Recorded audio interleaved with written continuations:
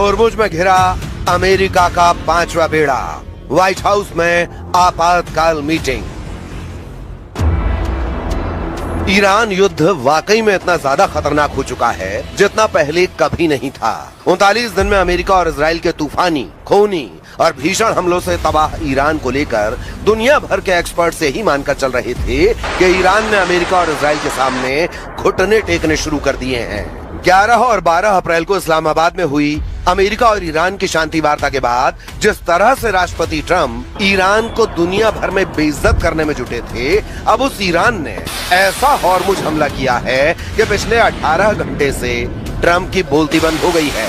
हालात यह है कि स्ट्रेट ऑफ होर्मुज में ईरान को घेरने के लिए अमेरिका के 5वें बेड़े के जिन 16 युद्धपोतों को लगाया हुआ था वो पूरी तरह से ईरान के टारगेट पर आ चुके हैं। खबर तो यहाँ तक है कि अमेरिका के खुफिया विभाग ने ये दावा किया है कि लगभग 40 दिन के हमलों के बावजूद ईरान के 60% मिसाइल लॉन्चर अभी भी बचे हुए हैं, जिसके दम पर ईरान एक बार फिर से अमेरिका और इजरायली अड्डों पर हमला करने जा रहा है।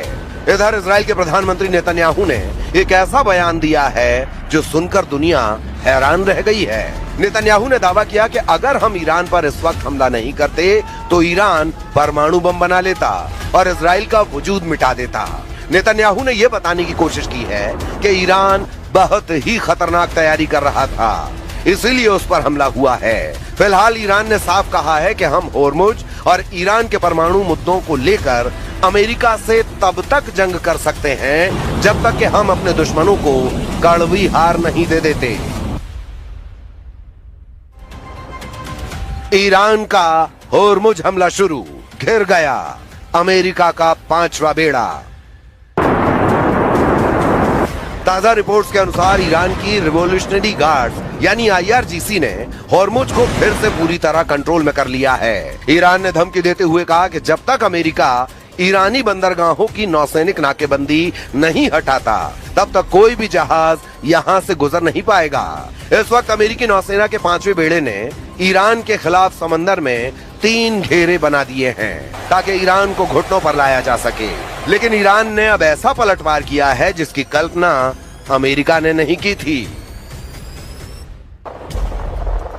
अमेरिकी नौसेना के 5वें बेड़े यानी 5th फ्लीट ने 13 अप्रैल 2026 से ईरान के प्रमुख बंदरगाहों जैसे बंदर अब्बास, चाबहार और बुशहर की जो घेराबंदी शुरू की थी, अमेरिका ने ईरान के तटों को 3 स्तरों में बांटा है ताकि कोई भी ईरानी जहाज बाहर न निकल सके।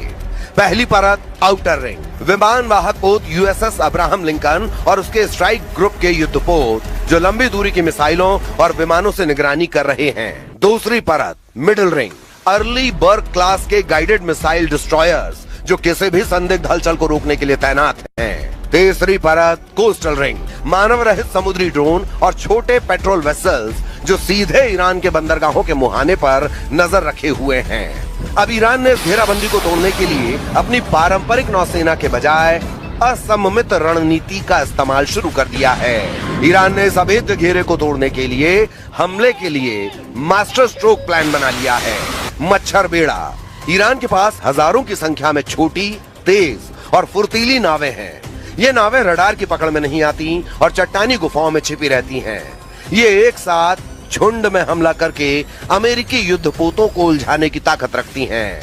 कामिकेज और मरीन ड्रोन्स, ईरान ने शाहिद जैसे आत्मघाती ड्रोन्स और पानी के नीचे चलने वाले मरीन ड्रोन्स का इस्तेमाल शुरू किया है जो सीधे युद्धपोतों के सबसे कमजोर हिस्से जैसे प्रोपेलर या हल से टकराकर उन्हें नुकसान पहुंचा सकते हैं। क्रूज और बैलिस्टिक मिसाइलें, खुफिया रिपोर्टों ISW के मुताबिक ईरान ने हाल ही में अपने मिसाइल साल्वों में क्रूज मिसाइलों की संख्या बढ़ाई है। हज कासिम जैसी मिसाइलें जिनकी रेंज 1400 किलोमीटर है, गहरे समुद्र में खड़े अमेरिकी बेड़े को निशाना बना सकती हैं। स्मार्ट माइंस, ईरान ने होर्मुज में ऐसी माइंस बिछाई हैं जो केवल खास तरह के इंजनों की आवाज सुनकर फटती हैं। दावों के मुताबिक अमेरिकी सेंट्रल कमांड यानी सेंटकॉम ने जो 16 युद्धपोत ईरान को घेरने में लगाए वो अब ईरान के टारगेट पर आ चुके हैं और अब इसीलिए सिचुएशन रूम में ट्रंप ने टॉप कमांडर और जनरलों के साथ मीटिंग की है जिसमें ईरान पर बड़े हमले की तैयारी हो रही है। 60% मिसाइल लॉन्चर से हमले को तैयार ईरान।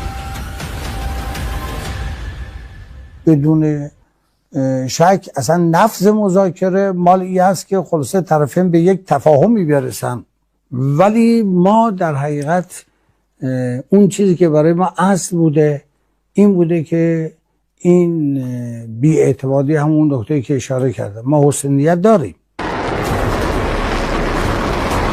ईरान की नई धमकियों से साबित हो चुका है कि वो ट्रंप की बेतुकी शर्तों और दबाव के खिलाफ अब जंग को आखिरी विकल्प मानकर चल रहे हैं।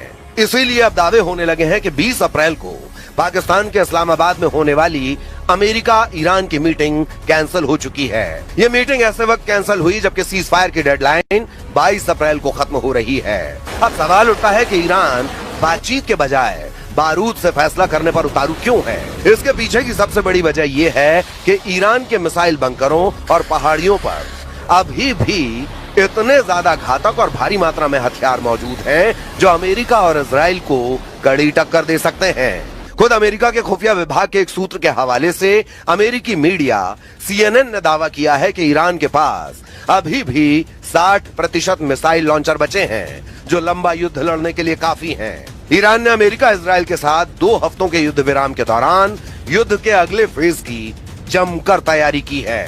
इन 2 हफ्तों के दौरान ईरानी सेना एक बार फिर से अपनी शक्ति को संभाल रही है। जरा देखिए पूरी खबर।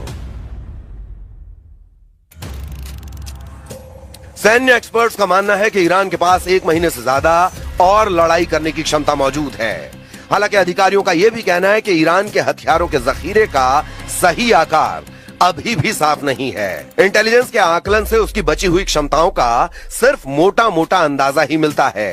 न्यूयॉर्क टाइम्स और CNN की एक रिपोर्ट में अमेरिकी सेना और खुफिया अधिकारियों के अनुमानों के मुताबिक ईरान के पास अभी भी अपने हमलावर ड्रोनों का लगभग 40% और मिसाइल लॉन्चर्स का 60% से ज्यादा जखीरा बचा हुआ है, जिसका इस्तेमाल ईरान हॉर्मुज में अमेरिकी युद्धपोतों के खिलाफ कर सकता है। या फिर अगर युद्ध विराम के बाद फिर से तनाव भड़कता है तो इन हथियारों का इस्तेमाल किया जाएगा। डोनाल्ड ट्रंप की धमकियों के बीच ईरान ने चेतावनी दी है, हम पूरी तरह से तैयार हैं। अगर वे जरा सी भी गलती करते हैं तो हम पूरी ताकत से जवाब देंगे। ईरानी संसद के स्पीकर गालिबाफ ने अमेरिका को खतरनाक अंजाम भुगतने की चेतावनी दी है। अमेरिकी सेना और खुफिया अधिकारियों का अनुमान है कि करीब 40 दिनों तक चले युद्ध के बाद भी ईरान के पास अभी भी अपने जखीरे का लगभग 40% हिस्सा बचा हुआ है और ये ड्रोन एक शक्तिशाली डेटरेंट साबित हो रहे हैं। कुछ अमेरिकी अनुमानों के मुताबिक ईरान उन मिसाइल लॉन्चरों को मलबों से निकाल रहा है जो अमेरिका इजराइल के हमलों में तबाह हो गए थे। उन जगहों की तेजी से खुदाई की जा रही है। जब ये काम हो जाएंगे तो ईरान के मिसाइल लॉन्चरों का जखीरा करीब 70% तक पहुंच जाएगा।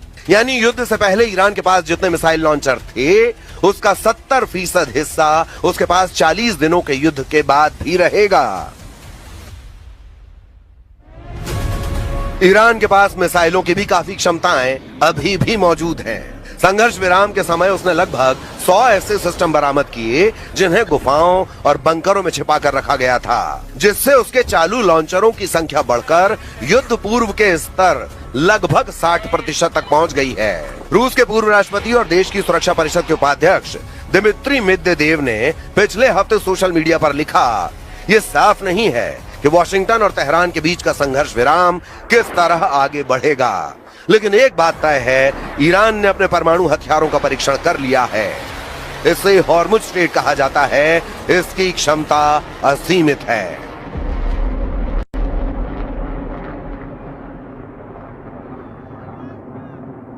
باید اون رویکرد گفتگوی خودشون رو از یک جانب گری و روحیه‌ای که بخوان یه چیزی رو بر ما تحمیل بکنن از این دست بردارن و تجربه کردن که چنین چیزی اتفاق نمیفته. हॉर्मुज में लंबी जंग को तैयार ईरान, चीनी सैटेलाइट निशाना अमेरिकी अड्डे। जब से अमेरिका ने चारों तरफ से हॉर्मुज की नाकेबंदी की है उसके बाद से ईरान ने रूस और चीन के साथ मिलकर ऐसी जंग की तैयारी कर ली है जो अमेरिका के लिए मौत का भंवर साबित हो सकता है। अमेरिका के साथ जंग में ईरान ने जितना खेला किया है उसमें चीनी सैटेलाइट का एक बहुत बड़ा हाथ सामने आया है। ईरान ने मौजूदा जंग के दौरान पूरे मिडिल ईस्ट में अमेरिका के सैन्य ठिकानों की पोजीशन को ट्रैक करने के लिए चीन के बने एक सैटेलाइट का इस्तेमाल किया है और इसे उसने पिछले साल चुपके से हासिल किया था।